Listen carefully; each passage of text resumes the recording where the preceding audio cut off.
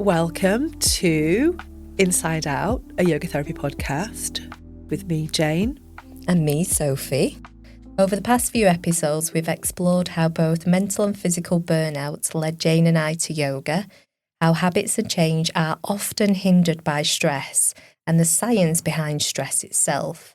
Today, we are so very excited to be joined by our special guest, Amanda Cangelosi. Say that right? Cangelosi, but very close. Cangelosi. Thank you. Who is a fellow yoga therapist who specialises in burnout, particularly for women. Amanda supports women in reconnecting with their bodies after trauma, chronic stress and burnout. As a yoga therapist and nervous system educator, she combines proven techniques, expert guidance, and years of experience to help people break free from the patterns of people-pleasing and overachieving. Her work empowers women to set healthy boundaries, feel confident, and truly be seen in both their professional and personal lives. Now, we know that burnout is no joke. Burnout and stress are significant concerns in the UK. mentalhealthuk.org report that recent data indicates that 35% of adults experienced high or extreme levels of pressure and stress, always or often in the past year. At peoplemanagement.co.uk state 20% of workers have taken time off due to stress-related mental health issues in the past year. These statistics highlight the pressing need for effective strategies to manage and alleviate stress and burnout. Amanda, thank you for joining us. We're over the moon to have you here to share your insights on healing from burnout. Can you tell us about what called you to your work in this field? Yes, I think you alluded to it a little bit there in the introduction. Certainly my own personal lived experience was the start of that journey. And then I kind of started to notice over time that there was a pattern occurring within my friends, my colleagues, and then as I moved into, kind of one-to-one therapeutic space, just noticing that there's some common patterns and threads that run through all of, my story and probably the stories of many people suffering from burnout out there. And I think just to kind of, start from my experience and start to expand out from that, burnout is something that's been a deep pattern in my life. It started at age 15. I was diagnosed with chronic fatigue syndrome, as well as clinical depression. And the advice and the help that I was given at that time, was very supportive, but it was a very short-term intervention, which looked very much at, a mood disorder, as well as kind of having some psychology, having some, counselling sessions, and also having antidepressants. And I guess I had a real sense, even at that age, even though I might not have had the words or the way to articulate it, that there was a little bit more to the story to be unravelled. And, looking at my environment at that time, my mum also had a similar, kind of medical history to myself. Later on, my sisters also followed suit. And I was like, kind of got me thinking, there's got to be a little bit more to the picture than our current modern day understanding of this situation is. And, I started picking up books at age 15, which on topics that, probably a 15-year-old girl shouldn't have been reading about. But they were very insightful because they were, I guess, leading me on this path towards a more holistic approach to understanding the full kind of 360 degree, or what are the conditions or the makeup or the triggers that lead somebody into this experience. I was just going to add that what you said about being that age, like 15, and what's expected of you at that age and what is not expected. Do you know what I mean? That there's kind of an unspoken thing, really, that, well, you're just a kid and, and you do as you're told in a way as well. There's a bit of that going. It depends. I mean, it depends on family and situation, but I certainly had that experience, not from my parents, but from everyone around me, because of having epilepsy as a teenager, quite bad convulsions, and then mental health issues from that, at a time when it wasn't really very accepted. And again, I had no resources and you start looking for things, don't you? You start looking around for different things. And just to kind of, build on what you just said, when did yoga come into your sort of protocols? That's a very interesting question. So I had probably the first time I came into contact with yoga was I was a child, even younger than this. I was having sleep problems maybe at about the age of 6 or 7. And my nan had been attending yoga for about 20 years. Like, she was quite well into it. And she taught me to do a body scan. And that was something that kind of stayed with me all the way through my childhood. And, I was chronically suffered with insomnia at university. And it was still a technique and a strategy that I used then. But in terms of me seeking a yoga practice, it was well into, I was about 22. And then starting to use it more therapeutically for myself, I was probably nearer to the age of 30. And that is really when things started to shift and to change, and the awareness piece kind of fitted into place for me. Yeah. And so I don't know if you already have this question, Steph, you probably do. But so when did the journey start then towards you, beginning to bring in like a little set of practices to help you to manage? So obviously that's just one thing, isn't it? But I'm guessing it's been an ongoing journey of discovery. Yeah, absolutely. And it's very much unfolded into having lots of tools and then having to narrow that down to some, a handful of tools.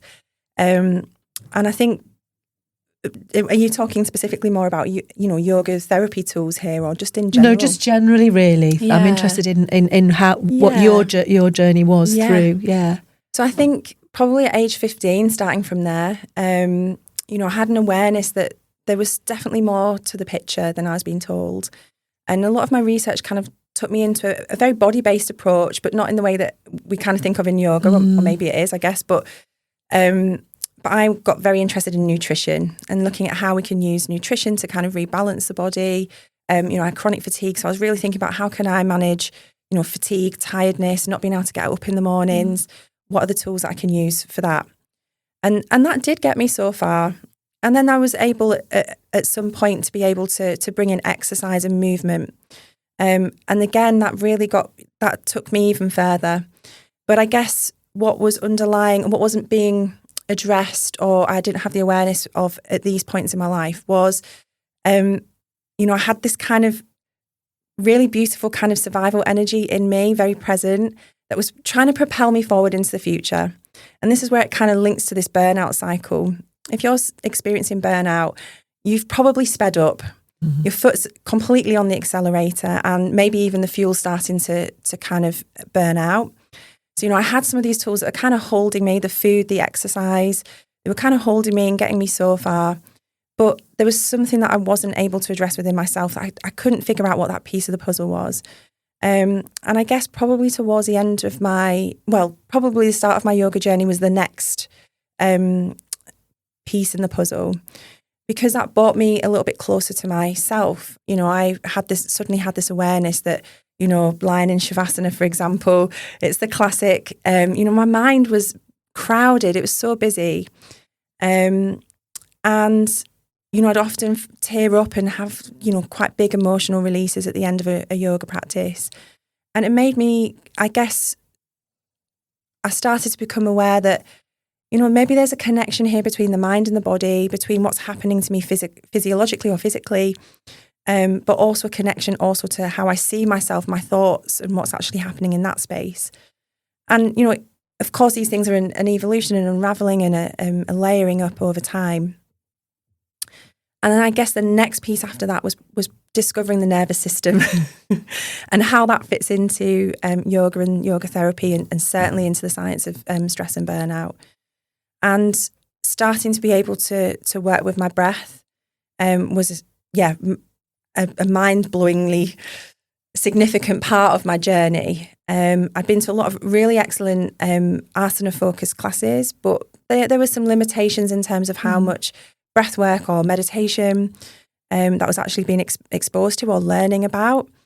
And then I kind of just happened across this class as a member of staff at the University of Manchester, and I went to a staff lunchtime class. And the teacher was just really big on, I can't even remember her name to credit her, she was excellent. But she was really big on focusing on the breath and starting to, just start to connect to the different parts of your body that are breathing. And I noticed through that I was able to just start to slow down some of that kind of mind chatter and that cognitive load that was happening for me. And I think it wasn't really until I started my teacher training that I started to understand, I guess, the philosophies that are behind all of this, the why. Why is this helpful? Why is this a useful strategy? And of course, we looked at that in terms of the neurobiological benefits of breath. But I guess the piece that really came forward for me there was the self-awareness, the patterns. What's the common theme or strand that's running through all of these different points in my life where I'm kind of going through this, I'm trying the nutrition, I'm trying the movement, and I get this little lift. And then all of a sudden I crash and I burn. And then I find something new, and that takes me so far.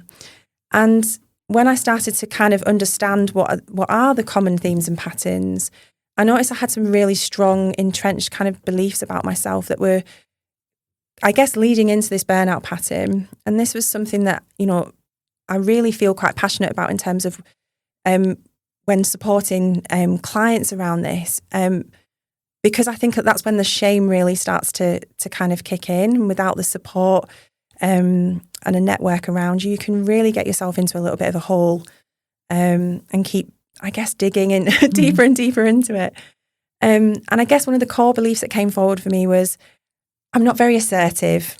I'm not very good. I'm a bit soft. I'm a bit gentle. I'm not very good at putting forward, what it is that I need or what my thoughts are, or just kind of feeling a little bit like a bit of a doormat, like I was a bit of a pushover.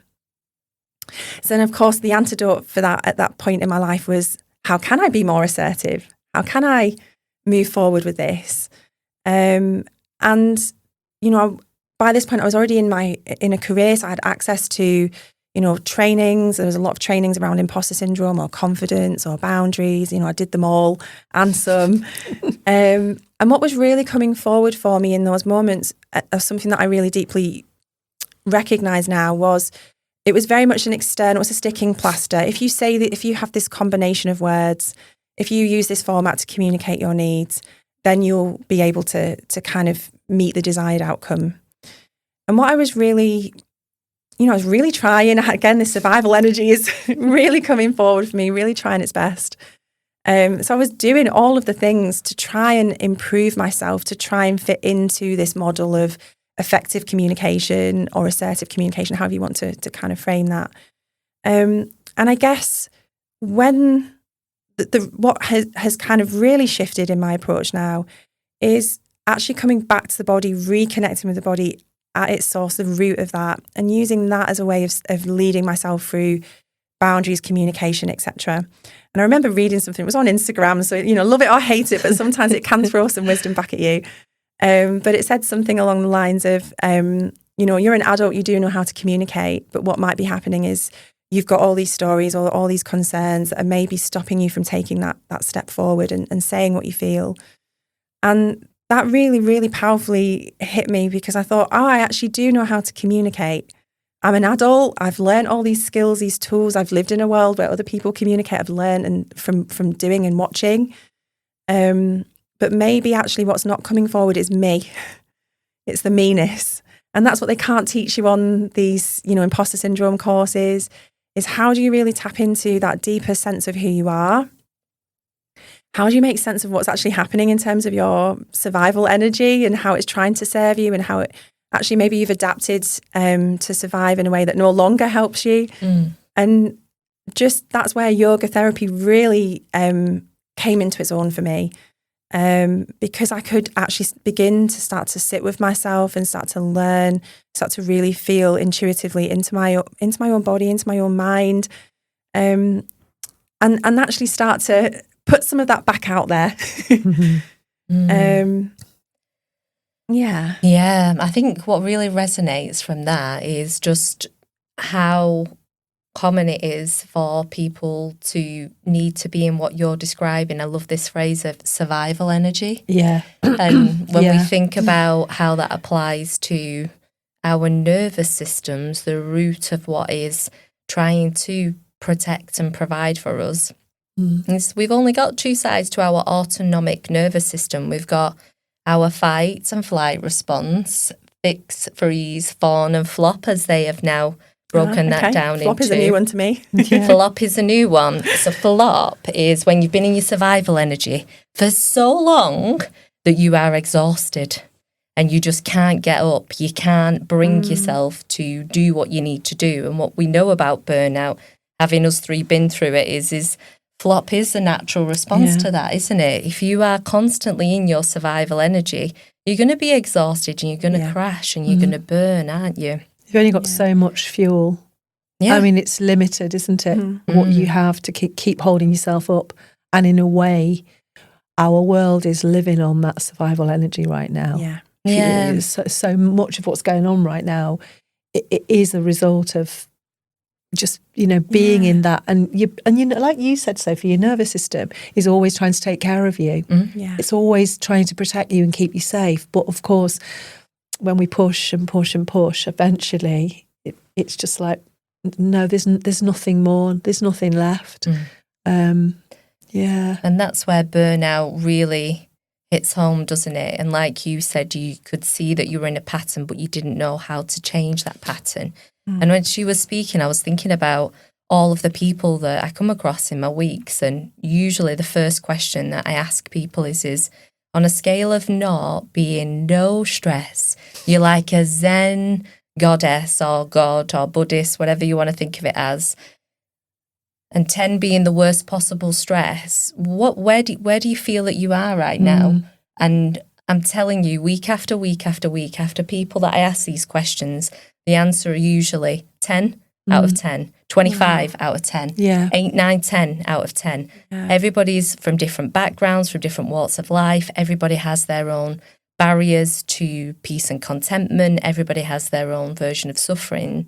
But what I can tell you is that everybody is incredibly stressed out. And like Jane said, that protect and provide energy that your body has as that survival, we've only got so much of it before we then start to see things popping up. And you have one health condition, stress is going to make any of your health conditions worse, whether it's mental, physical or emotional.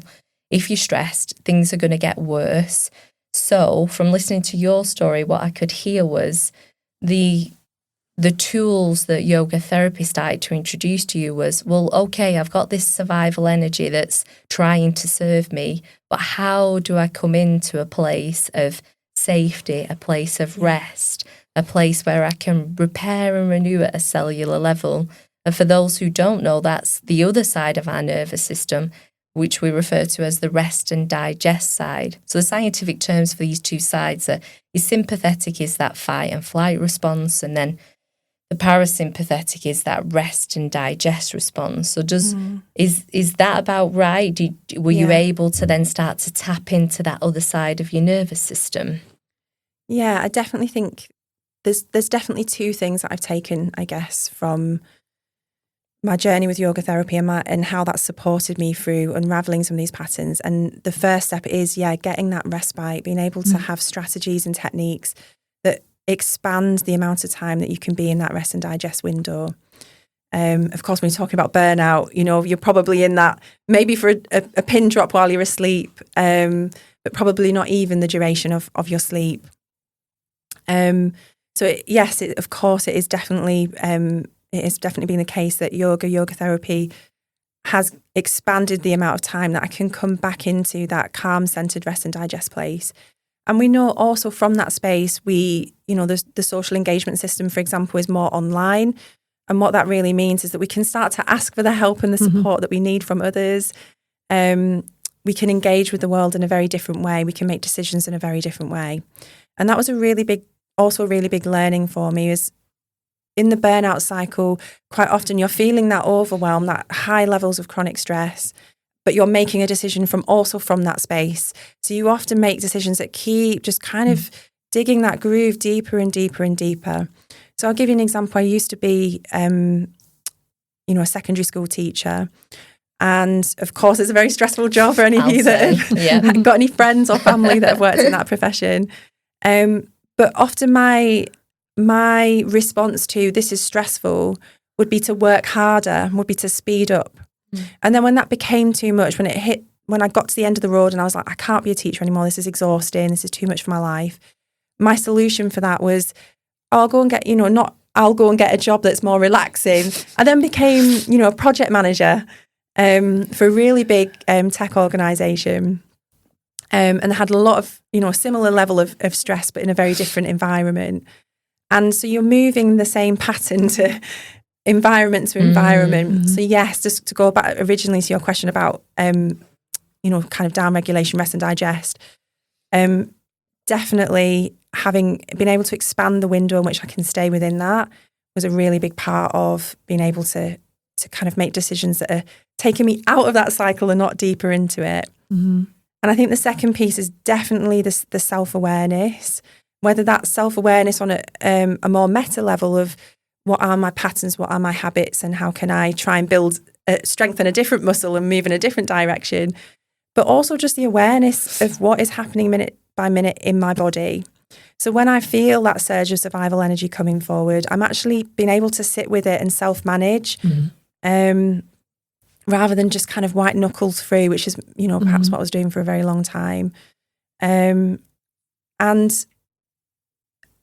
be able to attend to it and soothe it and really nurture, because it's there for a really strong, good, powerful reason. And it's really interesting that you say that, because one of the other ways to describe the parasympathetic response is tend and befriend.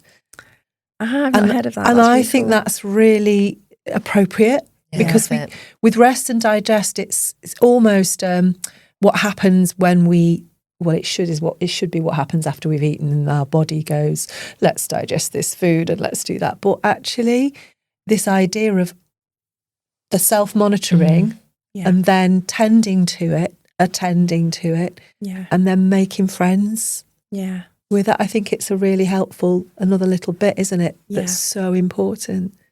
Definitely. And I think it links really to another pattern which is really common in people experiencing burnout, which is quite often it could be for an external reason, it could be something that's internalized, but we often are so far away from our own true needs in that moment that actually spending some time tending to ourselves. And I think rest and digest also works for this, because it's about digesting our emotions, processing what's really going on. And again, there's probably a really good trigger that's put us in this space of being in the burnout cycle. But again, if we're not taking time to process what that and validate what's really happening in your experience, whether it's a bad job, or you're grieving, or you're taking care of some family, or whatever the circumstances of that, actually really allowing yourself to be like, I'm tired, I'm struggling with this dynamic, I don't have all the answers. Whatever's coming forward for you in that moment is actually, it needs to be felt and to be expressed. And that's really kind of, I always think of burnout as like, you're just pouring more and more into your bucket every time you don't allow yourself to pause and process. And eventually that bucket's going to overflow. Yeah, that's right. Yeah, it's so interesting, isn't it? Because I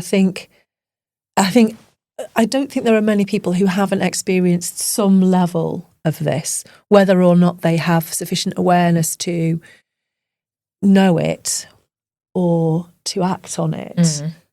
It's that thing, isn't it? If you don't take care of yourself, your body, your mind and everything, eventually it will tell you. Will send the message, and then often it's too late. I mean, it's never too late, but you know what I mean.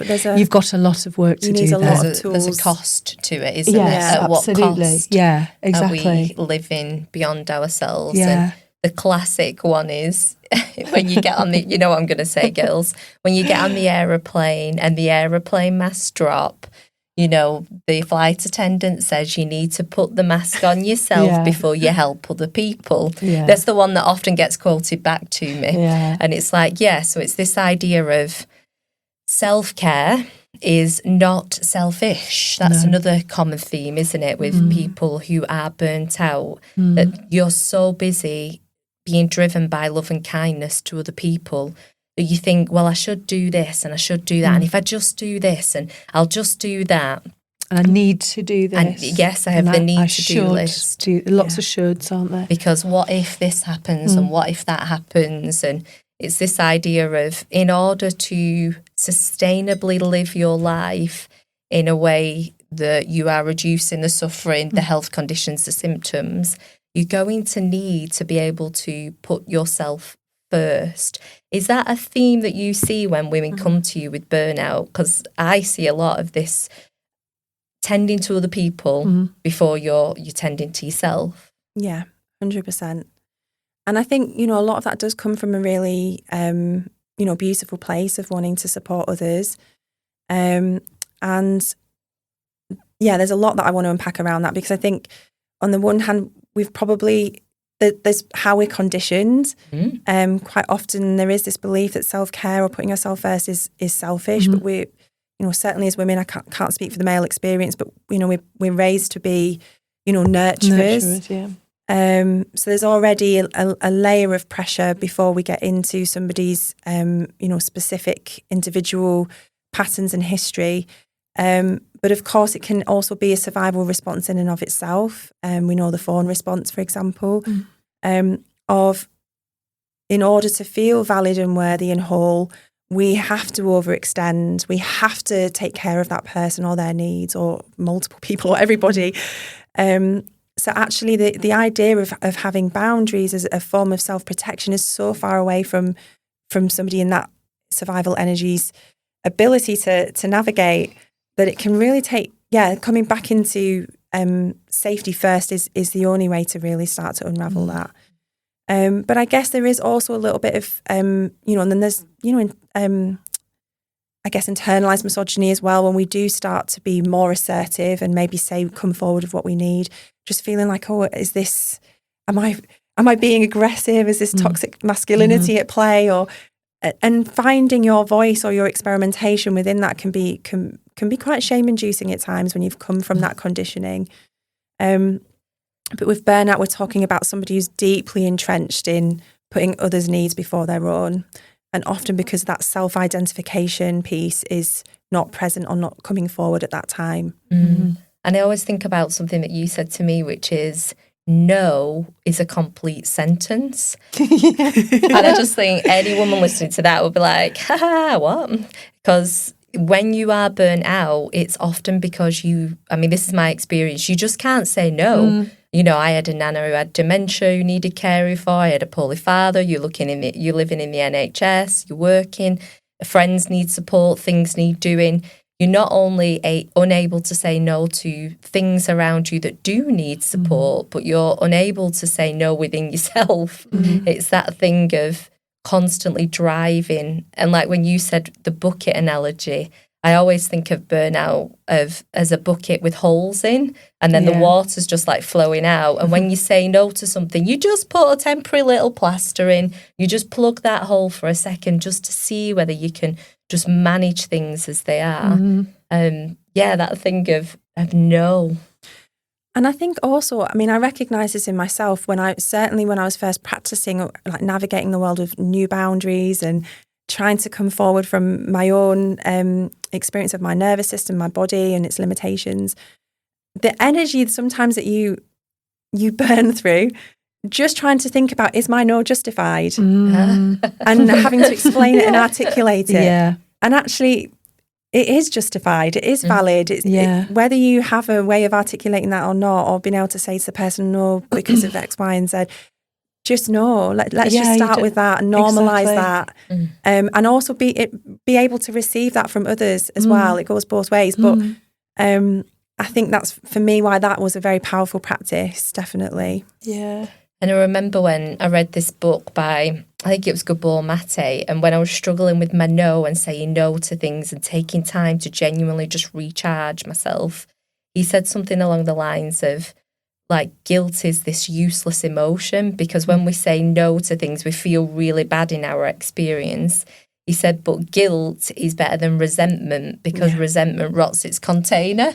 And I honestly had this light bulb moment where I was like, well, yeah, I am burnt out and I am overextending myself emotionally to be there for those around me at the expense of myself. And then it's only natural to then be resentful, because there's no such thing as this Mother Teresa personality. I often have this with clients who say to me, isn't that selfish, Sophie? And I feel bad when I need a little bit, an hour, 5 minutes to myself. Yeah. And other people, and I say other people, nothing. They've only got two sides to the nervous system. They're eventually going to get into that flop phase where they're exhausted and their patience will be tested. And we see that all around us. We see it when we get on the road. I tell you, on a Friday afternoon in Oldham, there is an energy on the road. Oh, it's just everywhere. Yeah, because absolutely everywhere. People are burnt out. Yeah. They're burnt out by the end of the week. And I'm sure when I spoke to my brother about this, I Googled it, and statistically there are more car accidents on a Friday afternoon because everybody's burnt out from the working week. They're overextended, they're exhausted, the patience is being tested. They want to get home. And then that's when that resentment comes forwards and that exhaustion, and then things happen as a result, don't they? Yeah, and the lack of presence, what you were saying before, like cycling back to what you said about having that ability to be present with what you're feeling. If, you know, the majority, a lot of people just don't have that ability to be with it. They're just consumed by it and pulled along by it. And that's often what you see, isn't it? It's a bit like when we talked about Rajas, that idea of it like a river just pulling you along, and that you have no control, because it's just, you're being subsumed by this tide of possibly overwhelm, anything really that's out of control. And so saying no, I think it's so important that, and especially women, don't get that shame around, that thing of being a person who's able to have the boundary to say no. And like you say, with no justification, why do we feel we have to say no, only I've got and this, and do you know what I mean? Why can't we just have a clear no, and not a horrible? You don't have to say it like, you don't have to be like, mean. You can just say no. And also remember that when you're saying a no to someone else, you're saying a yes to yourself. Yeah. So, and I think there's so much beauty in that, and that's when the self-love piece really, kind of kicks in, because you're really putting more tokens back in your own energy bank at that stage, because you're recognising, okay, this is actually really going to serve me to say no. It's not just about my dynamic anymore between me and this other person, or me and the external world. This is really about just actually choosing myself and coming forward with myself more and more. But there was something I wanted to say as well, just in how he was talking about this Rajas pulling us along. I think something that makes me, the reason why I'm so passionate about the work of yoga therapy in this arena is because so often we intellectualize our experience, whereas yoga therapy really gets you to become this observer. I'm separate to my thoughts, I'm separate to my mind, as I am to my breath and my body, and really be able to work on this kind of multidimensional, these different layers, if you like. And it takes, again, that's so energizing when you're somebody who's got burnout and your energy is such a scarce resource. Not having to intellectualize what's happening is such a relief, because you're burning so much energy in your mind all the time, trying to figure out whether you're valid, whether you're worthy, whether it's okay to say no, whether you should leave that job or that relationship. There's so much going on for somebody in that position. So to just be able to step back and create some spaciousness is the beginning of the journey. Even if you can just drop along to a really good yoga class and get that for 5 minutes, you're already starting that journey. Yeah, not feeling that you have to be in a process all the time. Yeah. or probably more accurately, in a number of processes. Yeah. Multiple processes at any one time. Yeah, you're absolutely right. And I was just thinking about, well, actually, on a comedic front, which why not? Let's go there. On a gender comedic front, there are some really funny Instagram reels, which every woman that I tell this story to, they love it. There's these Instagram reels where they give men quite a large A4 sized Christmas tree to cut out whilst they tell a story at the same time. So one of them's a girl on a radio show, and she says, can you just cut this Christmas tree out whilst telling them your favourite memory of me? So they cut the first line of this Christmas tree and they go, well, I know Jessica.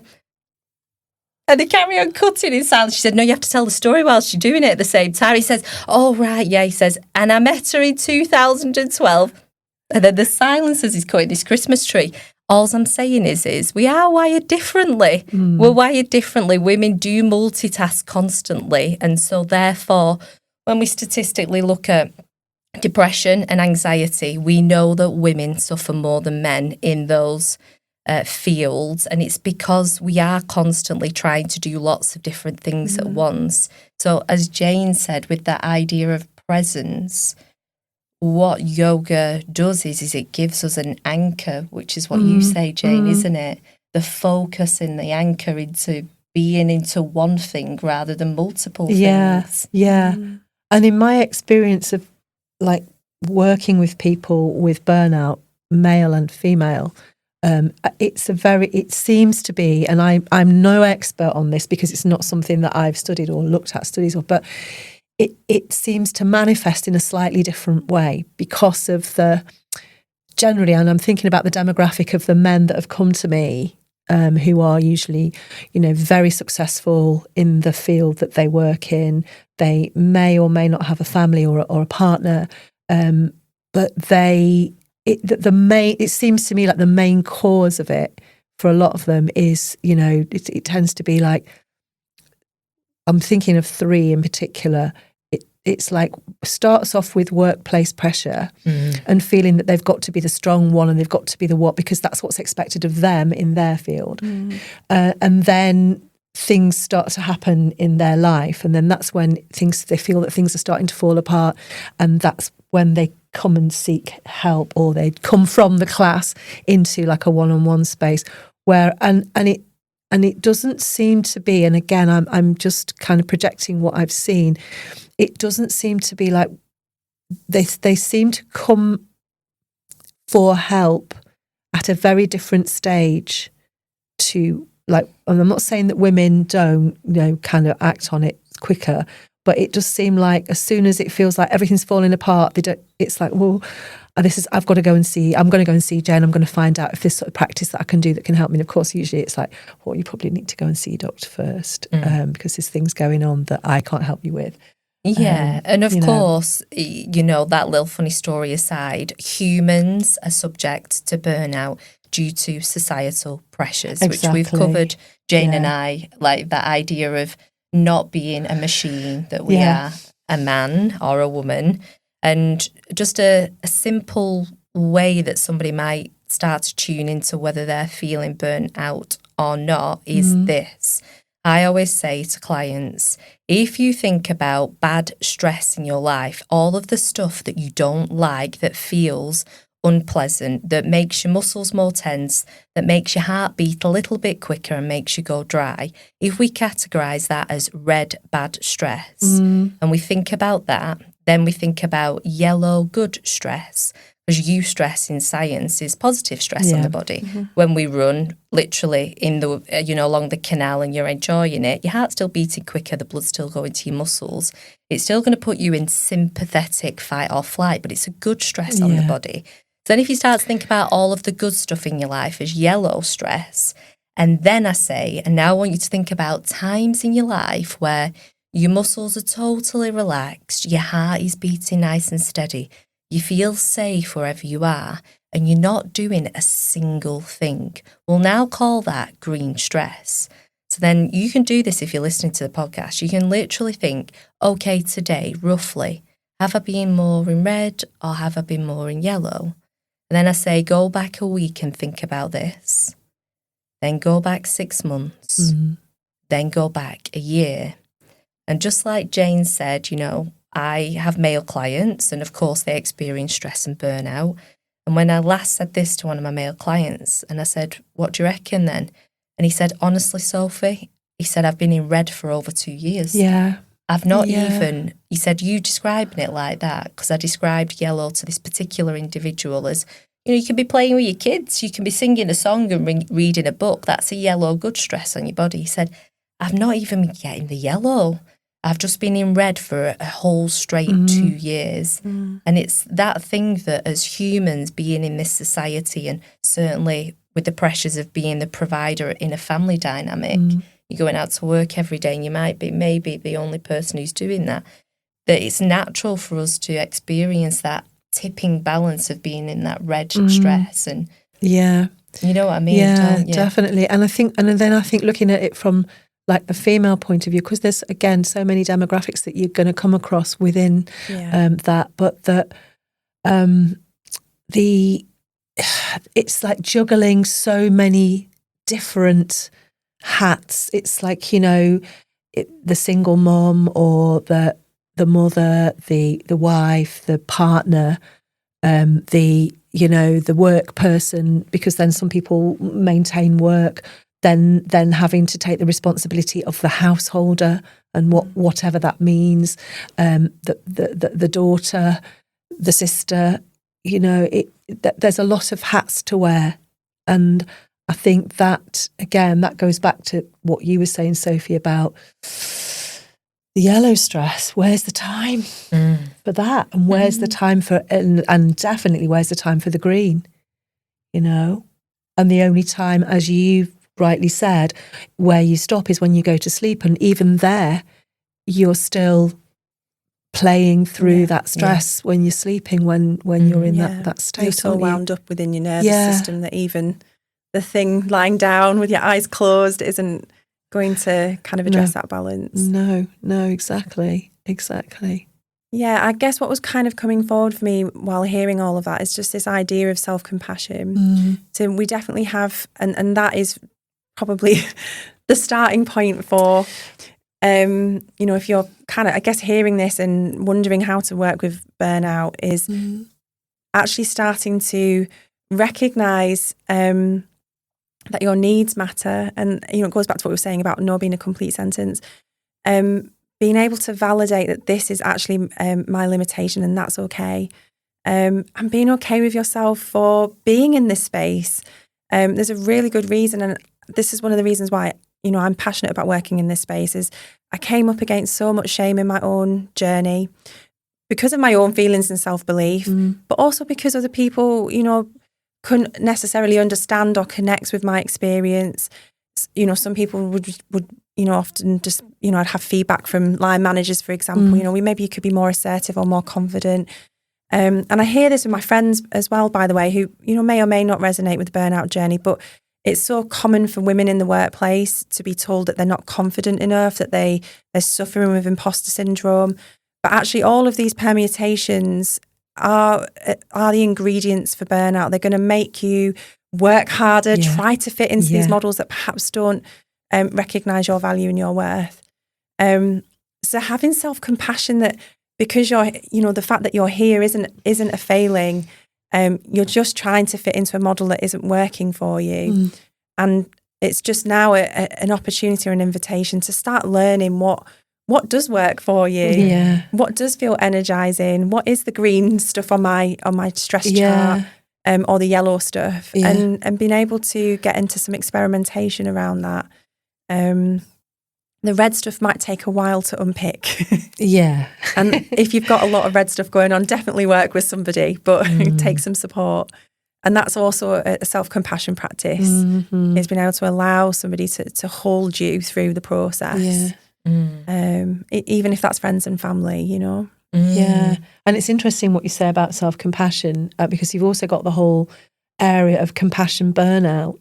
Like I work with a lot of people in charitable sector, obviously NHS, and also yoga teachers. Yes. So I talk to, when I do my mentoring, I do a lot of work with existing yoga teachers, and a lot of them so shockingly do not call upon the very resources that they are sharing. Yes. In order to help themselves. And it's so interesting, isn't it? Yeah, I always joke that, I mean, what kind of a society do we have when yoga teachers are burnt out? Yeah. Because Amanda and I speak about this, don't we? That ultimately you want to serve your community in a way that feels right for you, but ultimately we've got bills to pay, there is austerity, there is a housing crisis, there's all this stuff that feels like an avalanche of stress that is beyond your control. Absolutely. Yeah. We're working within a certain context here, aren't we, in 2025? Yeah, definitely.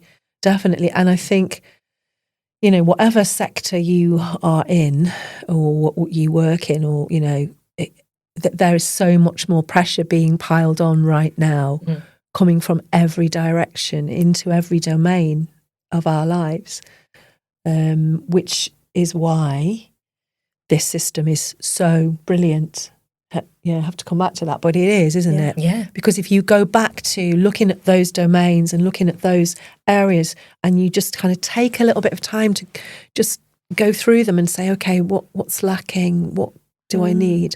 Often it's obvious, but sometimes it isn't. It's just hiding in plain sight. And until you actually remind yourself of it, because of the speed at which our mind is going, we just don't, we forget things so quickly. And as well. Something that was helpful for me when, you know, obviously when you were sharing the kind of 10 domains that we use within yoga therapy to make an assessment of how to work with somebody, something that really struck me when I was, I guess, assimilating this knowledge was, you know, somebody, you know, I definitely, as soon as there's a trigger or a stressor, my natural response is to stick my foot right on that accelerator and go as fast as I can.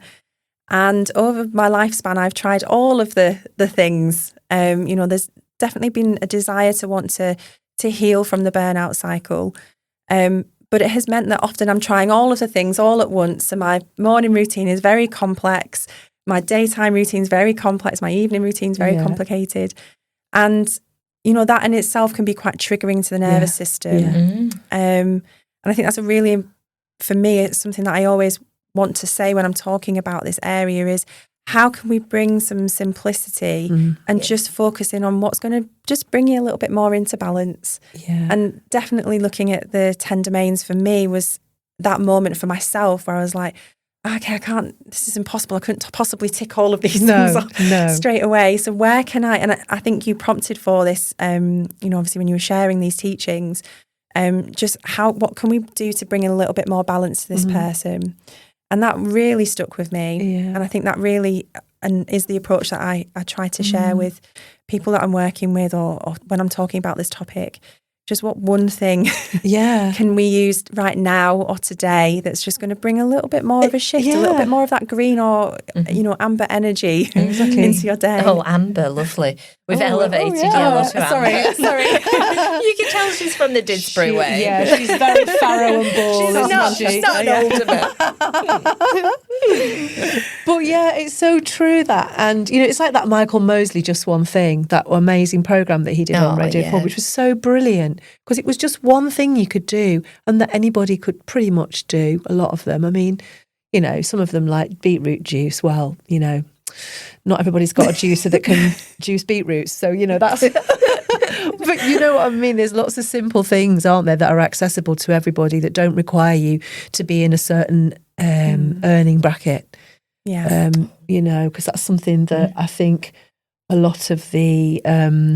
lifestyle influencing and so on that goes on is very much predicated on being of a certain class and being of a certain background. Making money. Just spend more money on all these supplements and everything. And spiritual consumerism or well-being consumerism. Just the pressure of consuming that content because you're going from one reel to the next where you're on the beetroot juice to the, you know, do this breath work. Cacao.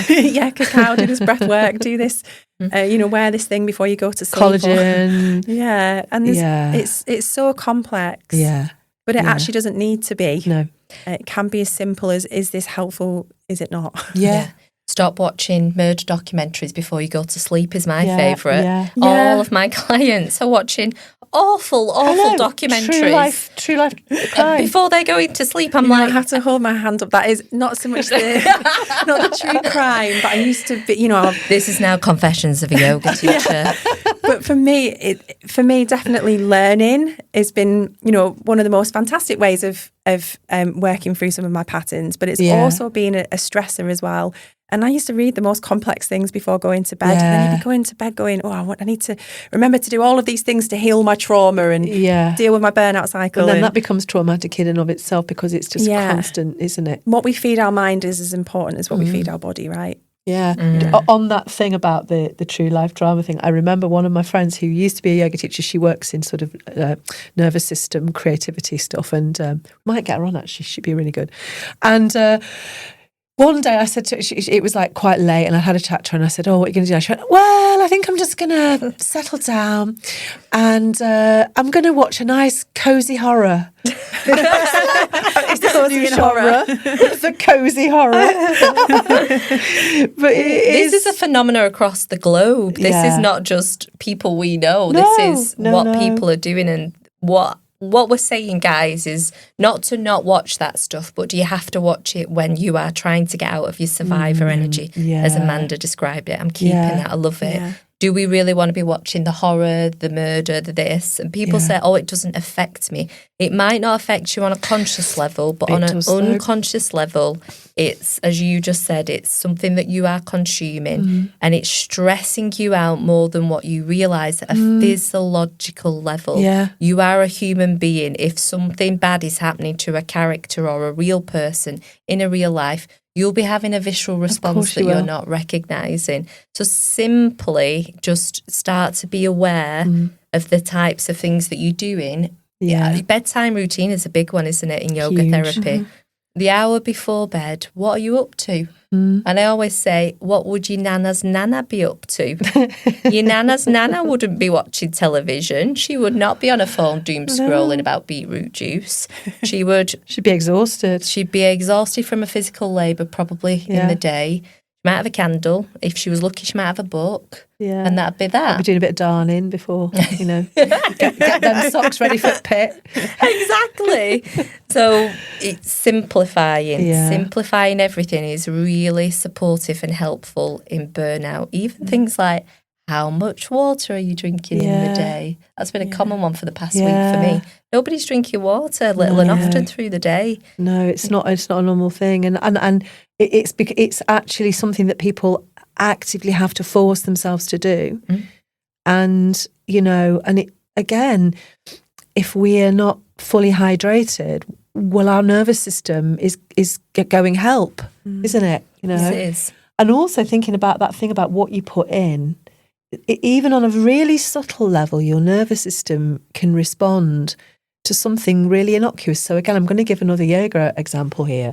I was invited to a gong bath, and I've been to some sound things before. They were quite nice, quite pleasant. And I went to this gong bath, and we had to be there for 45 minutes just lying still, which number one is a trigger for so many people. But number two, this sound was probably about 6 huge gongs. And they were just banging on these gongs, and they were really deep, resonant. And what it was like for me, when you're watching a thriller, and somebody's running down the back of a fire escape, and somebody's behind them with a knife or a gun, and it's like this noise, and that's what I was feeling in my body, and I was actively feeling tension, and it wasn't pleasant for me. And loads of people, and it was a bit one of those, I have my Emperor's New Clothes experiences when everybody's going, wow, it was amazing. And I'm like, he's not wearing any clothes, he's just banging on some gongs, and it's really triggering me. But that just is an example, isn't it, of something which, for me, felt like a horrible experience. And I didn't sleep well that night. Yeah. It really, really just put me about a bit, really. And so small things, isn't it? And that just emphasises the idea that everything needs to be person-centred, it needs to be tailored, and you need to explore and experiment. So I had somebody this week say, oh, would a sound bath be good for the person in the context of that? And I said, maybe not. Yeah. It might work for you and it might not work for that person. It depends how it resonates with your body, your mind, and your sense of who you are. Yeah. And, because sometimes somebody tinkling about with a few, hanging these things that they shake about that go, that might be really triggering for somebody if they're a little bit agitated. Yeah. And then sometimes, that very high-pitched bowl sound for some people will be lovely, but for some others will feel a bit... Well, I guess when you think about it, sound is a key input as well into the nervous system. That's something we don't often... I mean, it's one of the things that I really enjoy about Ayurveda is just thinking about our senses and how they really link to our nervous system, and how can we tend to ourselves, be more nourishing through whatever sense it is, sound or touch, colour, all of these things can really be therapeutic. And it's there available to us. It doesn't cost £1 million. We can really just start getting going with it today. Yeah, exactly. So, Amanda, is there anything that you feel we've missed out on this topic of burnout? Obviously, we three could speak for many hours on this topic and laugh and be serious. We could do all those things. Is there anything that you want to share? Yeah, I think something that I've very briefly touched upon was just this idea of being able to come back to the body as a starting point with burnout, and start to being able to kind of tune in and tap into how does my nervous system feel, and maybe we don't have a deep understanding of how to cognitively become aware of those things, but does it feel right? Does it feel helpful? Am I feeling a pit or tension in my body? And just starting to really use that as a vehicle to test and learn what works for you. And the reason why I say that is, we think of things like confidence and boundaries as being these kind of very fixed skills that we have. So starting from tuning into the body, we can start to build up the skill of confidence and asserting our boundaries, rather than, like having to take this off-the-shelf course and do it in a very prescriptive way. Yeah. You don't need a certificate for that. You don't need a certificate. You just need to learn to come back to yourself, come home to yourself, and yoga therapy will certainly help you do that. Oh, amazing. Thank you, Amanda. Thank you so much for joining us. It's nice for us three to be back together, isn't it? It is, like old times. Yeah. Being amongst like-minded people, it always uplifts your spirit, doesn't it? Definitely. Yeah. And it's kind of, it's that thing as well, it's just kind of reminding you that these things work, and that we've got to keep on it, keep doing it, because lots of people need it. So yeah. Yes, thank you for coming. So we're looking forward to hearing your feedback, your thoughts on burnout. Is this something that you feel that you've experienced? What tools have helped you? What might you be interested in trying? Let us know. Jane and I are interested. Looking forward to it. Thank you. Thanks. Inside Out, a yoga therapy podcast, is hosted by Jane Cragg and Sophie Coggins. To leave comments, ask questions and interact with the show, follow Yoga Therapy Podcast on Instagram. Please also subscribe, rate and leave comments wherever you listen to help the show reach more people. This podcast is recorded at QPod Studios in Oldham and produced by me, Matt Dean, with video production from Eddie Corteen for QPod Productions. For more information, visit kupod.co.uk.